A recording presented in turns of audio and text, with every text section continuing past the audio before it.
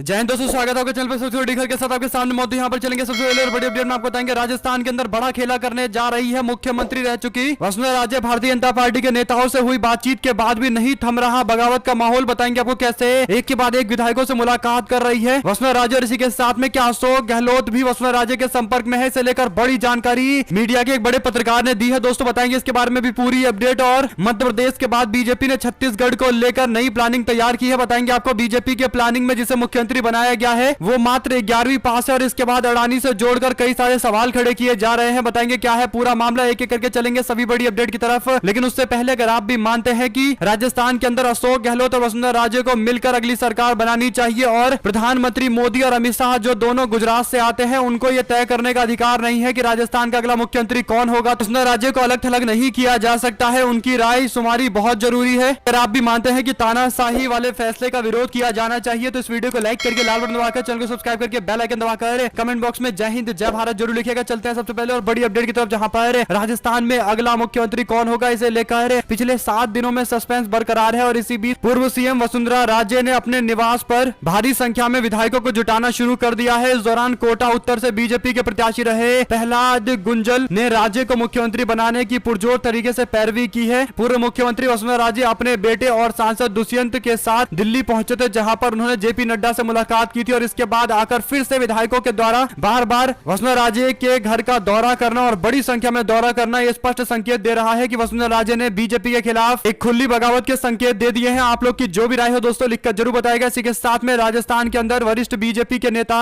वसुंधरा राजे के आवास पर पार्टी के विधायकों के आने की तस्वीरें वीडियो भी सोशल मीडिया और तमाम न्यूज प्लेटफॉर्म पर शेयर किए जा रहे हैं, जैसा कि आप लोग देख सकते हैं। साथ आपको बता दें कि विधायकों की बैठक को लेकर अभी भी बड़ी जानकारी सामने आ रही है। दरअसल भारतीय जनता पार्टी मध्य प्रदेश से पहले राजस्थान के अंदर अगला मुख्यमंत्री तय करने वाली थी, लेकिन बीजेपी की हिम्मत नहीं हुई कि उसके नेता अपना अगला सीएम डिसाइड कर ले और वसुंधरा राजे को नाराज करके ऐसा कर ले, क्योंकि पीछे दिन ही राजस्थान के अंदर होने वाला था विधायक दल के नेता का चयन। लेकिन अब बीजेपी मंगलवार को करने जा रही है, यानी कल बीजेपी मुख्यमंत्री तय करेगी। हालांकि कल भी कर पाएगी ये सबसे बड़ा सवाल है दोस्तों, क्योंकि बीजेपी के कई सारे विधायक वसुंधरा राजे के समर्थन में खड़े दिखाई दे रहे हैं। आपको बता दें कि इन कयासों को तूल इस बात से मिला है कि दैनिक भास्कर के एक पत्रकार है श्याम राजा शर्मा, जिन्होंने दावा किया है कि राजस्थान के अंदर कांग्रेस पार्टी के संपर्क में बीजेपी की एक बड़ी नेत्री है। राजस्थान में कुछ बड़ा होने वाला है, कुछ बड़ा पक रहा है। दरअसल दोस्तों जब अशोक गहलोत की सरकार गिरने जा रही थी, सचिन पायलट ने प्रयास किए थे सरकार गिराने के, जैसा कि आरोप लगते आए हैं, तब वसुंधरा राजे सामने आई थी और उन्होंने बीजेपी को सरकार गिराने से रोका था और भारतीय जनता पार्टी के कई सारे एमएलए को सरकार बनाने से पीछे हटाया था। और यही बड़ा कारण है कि वसुंधरा राजे और अशोक गहलोत के बीच में एक राजनीतिक संबंध भी है। और ऐसे में अगर वसुंधरा राजे खुलकर मैदान में उतरती है और 30 से 40 विधायक तोड़ लेती है तो आसानी से कांग्रेस पार्टी भी बाहर से समर्थन करके पूरा माहौल राजस्थान के अंदर बदल सकती है दोस्तों। राजस्थान के स्थानीय मुद्दे को आगे किया जा सकता है, यानी राजस्थानी वर्सेस गुजराती नेतृत्व का एक मुद्दा बन सकता है। आप लोग अपनी राय जरूर लिखकर बताइएगा। इसी के साथ में वसुंधरा राजे समेत सभी नेता मेरे संपर्क में है, ये बयान किसी और को नहीं बल्कि बीजेपी के केंद्रीय मंत्री प्रहलाद जोशी को देना पड़ रहा है। मीडिया के सामने उनको यह बयान देने के लिए भेजा गया है। इसका सीधा मतलब यह है कि बीजेपी के अंदर आपस में गुटबाजी काफी ज्यादा बढ़ चुकी है। वसुंधरा राजे ने कई कदम आगे बढ़ा दिए हैं। साथ साथ दोस्तों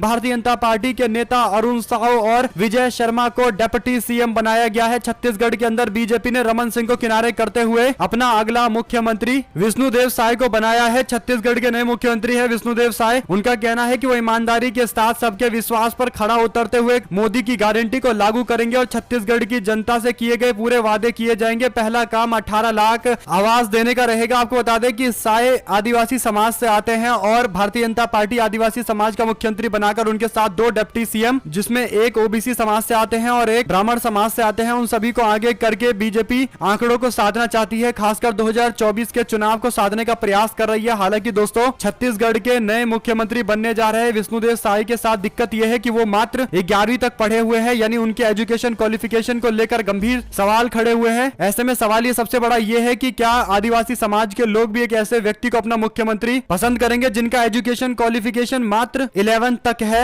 इसके बाद सवाल ये खड़ा होता है कि क्या इस तरीके के मुख्यमंत्री बनाए जाने के बाद जो विपक्ष आरोप लगा रहा है कि केवल एक पपेट सीएम बनाने का प्रयास किया जा रहा है, यानी नाम मात्र के लिए सीएम रहेंगे, क्या अडानी को फायदा पहुंचाने के लिए ऐसा किया जा रहा है। Bhupesh Baghel post graduate scholar थे जिन्हें कांग्रेस पार्टी ने मुख्यमंत्री बनाया था और उन्होंने चुनाव के दौरान कहा था कि बीजेपी और कांग्रेस पार्टी की लड़ाई का सीधा मतलब यह है कि अडानी को छत्तीसगढ़ को सौंपना सौंपना है या अडानी को नहीं सौंपना है। और अब विष्णु साय को अगला मुख्यमंत्री घोषित करने के बाद कई सारे सवाल खड़े हो रहे हैं। सबसे बड़ा सवाल यही है कि क्या वो एक अच्छे मुख्यमंत्री की तरफ परफॉर्म कर पाएंगे, क्योंकि उनका एजुकेशन क्वालिफिकेशन इस बात को वेरीफाई नहीं करता है। अब एक्सपीरियंस के आधार पर वो किस तरीके का शासन दे पाएंगे, यह बड़ा सवाल है। आप लोग अपनी राय जरूर लिखकर बताइएगा दोस्तों। साथ साथ राहुल गांधी को लेकर अलग तरीके का भ्रम फैलाना बीजेपी के नेताओं का मानो दिन का एक काम बन गया है। बीजेपी के नेता जब तक राहुल गांधी के खिलाफ कोई फेक न्यूज नहीं फैलाते तब तक शायद उनको चैन नहीं आती, नींद नहीं आती। और यही बड़ा कारण है कि अमित मालवीय ने एक पोस्ट किया, छत्तीसगढ़ को लेकर कांग्रेस पार्टी के नेता मंथन कर रहे थे कि हार के पीछे क्या बड़े कारण है। इस दौरान मल्लिकार्जुन खड़गे और केसी वेणुगोपाल दोनों मौजूद थे। मीटिंग चल रही थी और इसमें राहुल गांधी के चेयर पर कोई बैठा नहीं था। इस पर दावा करते हुए अमित मालवीय का मानना है कि राहुल गांधी इस एनालिसिस के लिए बैठक में मौजूद नहीं थे, लेकिन इसके बाद कई सारी और भी रिपोर्टों का दावा करते हुए बताया गया है कि यह पूरी तरीके से भ्रामक है, क्योंकि राहुल गांधी एनालिसिस के समय में बैठक में ही मौजूद थे और पूरी तरीके से भ्रम फैलाया जा रहा है। आप लोग अपनी राय जरूर लिखकर बताइएगा दोस्तों। इसी के साथ में आपको बता दें कि इंडिया गठबंधन की अगली बैठक 19 दिसंबर को होने जा रही है। चौथी मीटिंग इंडिया गठबंधन की नई दिल्ली में होगी।